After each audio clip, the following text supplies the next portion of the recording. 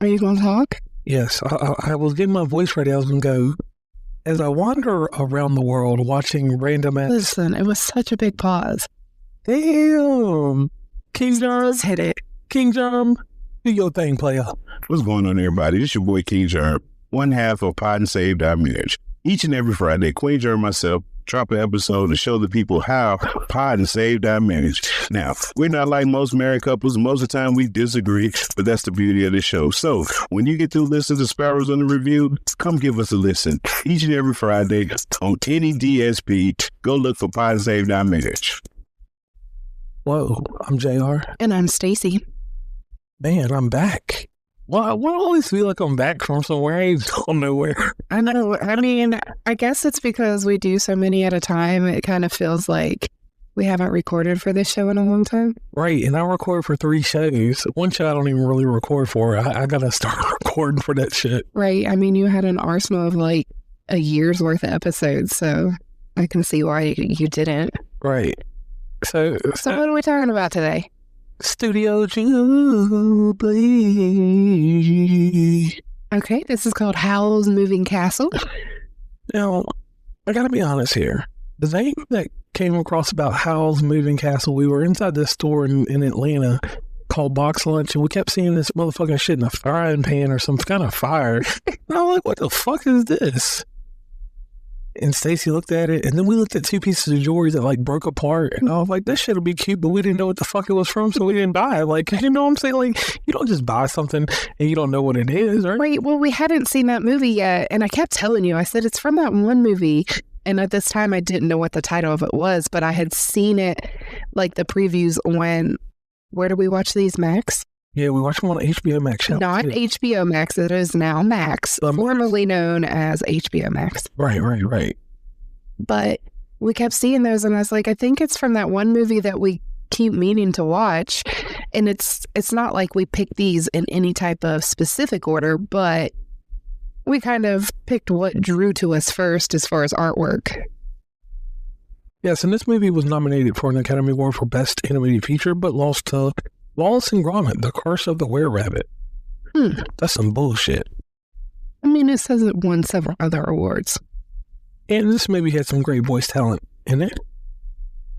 Who was the one guy that I told you, the only one that I really recognized? Howl was played by Christian Bale. Yes. A Batman fan. But Calcifer, everybody knows who motherfucking Billy Crystal is. If you don't, why my cousin so much like... I don't know. This is supposed to be an animated show, and here you are with the vulgarness. My goodness. Well, either way, I know Billy Crystal, and Billy Crystal's voice was very distinctive because he plays the character of Monsters, Inc., like the blue or green monster, the green monster. So his voice is noticeable, and he's from City Slicker. I'm sorry, I didn't notice his name. Well, I mean, you don't know who he is. No, I don't, apparently. But... now you got me looking. Like, what dude, what character was he? He was the fire. No. You said he was on Monsters, Inc. Yeah, I think he was. Is Sully the blue one or the green one?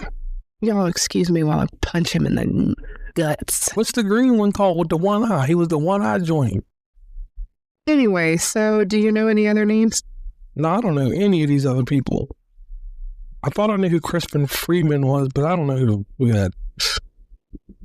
So they really didn't get a star-studded cast. They just grabbed Billy Crystal and Christian Bale. He was Mike Wazowski. Oh, yeah, Mike Wazowski. Are you serious? You knew he was the green guy, but you thought the green guy was Sully?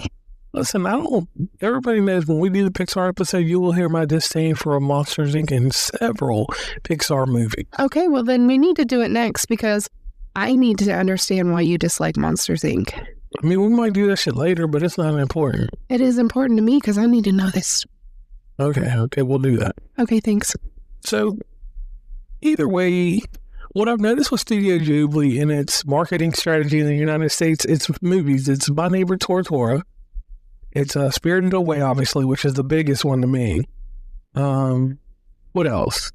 I mean, there's so many to list. Like, you just have to go back and listen to the other episodes if you haven't listened to them yet. But obviously, Porco Rosso is not one. That's not even... See, I think the struggle with Porco Rosso was that I wasn't interested in it at the time, and you tried to force it on me, and that doesn't work. You know that doesn't work. I'm just going to go to sleep if you're going to force a movie on me. Right, but what's crazy about this one is I think about Calcifer.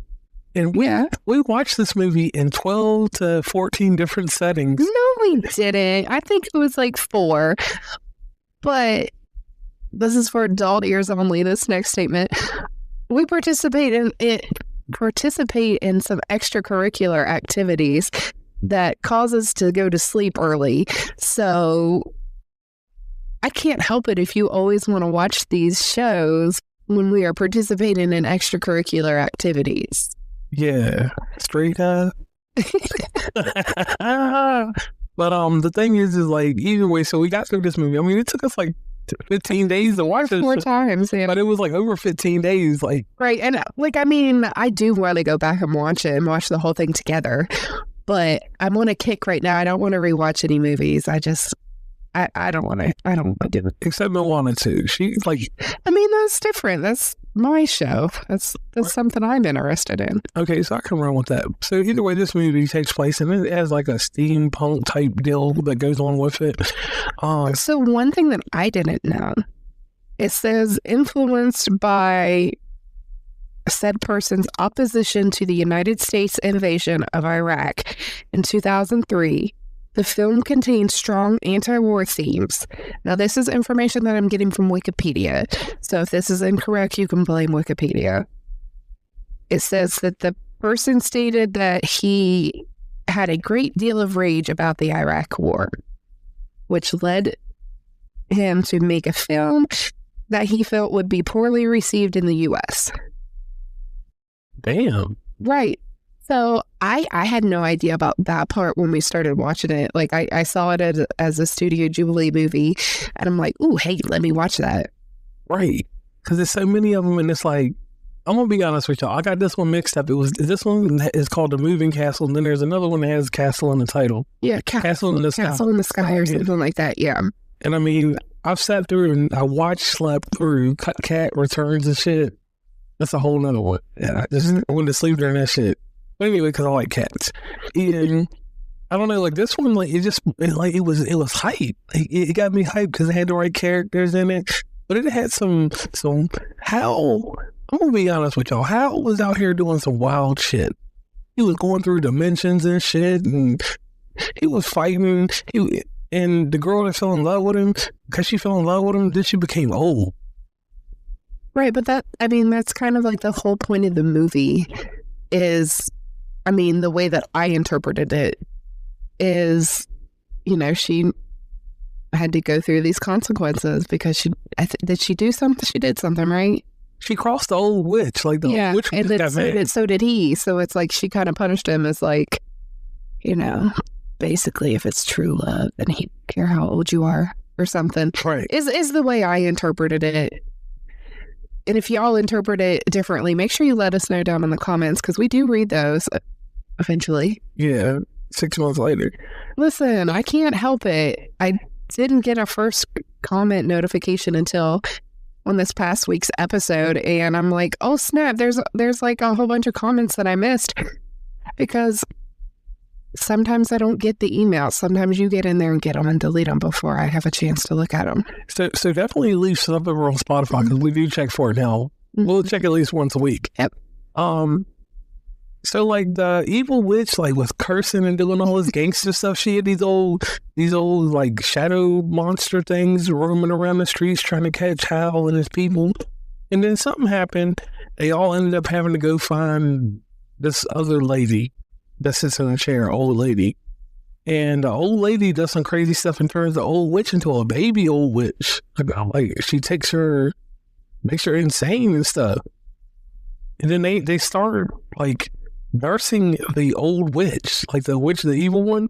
Yeah, see, I think I missed something there because I don't know what happened with the witch because I think it was her dog, wasn't it? Yeah.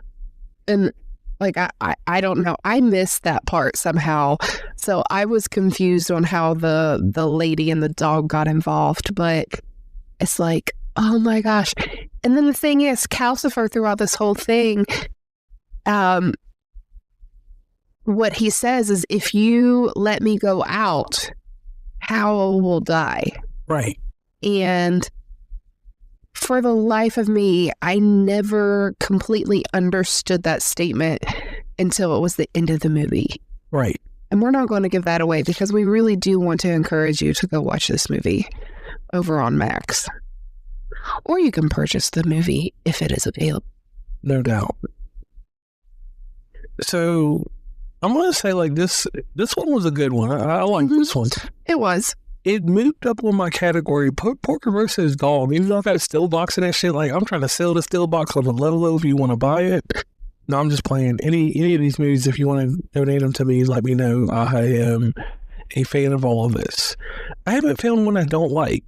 I mean, Porco Rosso wasn't bad. It was just like, once you see the top tier movies, it's like you can't go back. Right. And I agree with you. I haven't found one that I have disliked. I mean, obviously there's parts in it that's kind of each movie that is kind of slow. And then some movies are a lot slower than the others, but I haven't disliked any of them that I can remember. Right. And if I've said otherwise on a podcast episode, I forget. I have a bad memory. Right. And I mean, overall, it was a good story. Would I sit down with any of the nieces, nephews, cousins, or anything and watch this shit? Hell no. No, this is just some shit we can watch together. Like, right. Because we understand it. And it's like, when we watch these movies, audience, we watch them not because we have to or we want to. We're just like, oh shit, I just throw on a Studio Ghibli movie and we just start watching. Right. Let me play something in the background while I fall asleep, and then we get interested in it. And 20 minutes later, I'm ready to close my eyes and be like, all right, I'm done for the night. Let me go to sleep. And then my favorite phrase is fuck that shit. And then I'm ready to go to sleep. Yes. I just roll over to sleep. Like Moana 2 was on last night. Right. I know. A lot of times I have to poke you in the ribs so you're paying attention when we're watching the Studio Ghibli movies. The rest of them I'll let you sleep. I don't care. Right. So I want to say that this movie will be in my top 5. I mean, my problem is Spirited Away is my favorite. Okay. Kiki's Delivery is no longer like, it took the place of Kiki's Delivery. Okay. I can see that. And going forward, when we do the rest of them, some movies may move down and move up, but one movie that stays in its spot is Spirited Away. Because I don't think they're going to ever top what Spirited Away was for anybody. Okay. I'll let you have that one. Because all of the merchandise and how, I see it across the internet, I want to watch Spirited Away again. We didn't even do an episode on it, but I just... Did we not? No, I never did an episode. If we did, we put it on Patreon. I don't know. I'm going to need you to go back through the episodes, and if we didn't do one, we can do one. Yeah. So stay tuned for that.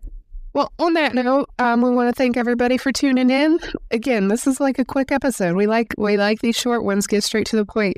We have started a Facebook page. Yes, we do. So if you don't mind, head on over there and give us a follow. We'll eventually be moving into a Facebook group, so that way you guys can interact with us a little bit better. Let us know what you think of the episodes that way, and kind of, we're going to start doing a this or that type theme. So we're going to start comparing the cartoon type animation shows or movies to the live action movies. So we would be really interested in wanting to know what you guys want to hear. Like, what is the first show that you want us to do? For example, The Lion King and then the live action of Lion King. Why do you prefer the cartoon over the live action? Or vice versa if there's something wrong with you. Okay. And we can dig that. So on that note, I'm JR. And I'm Stacey.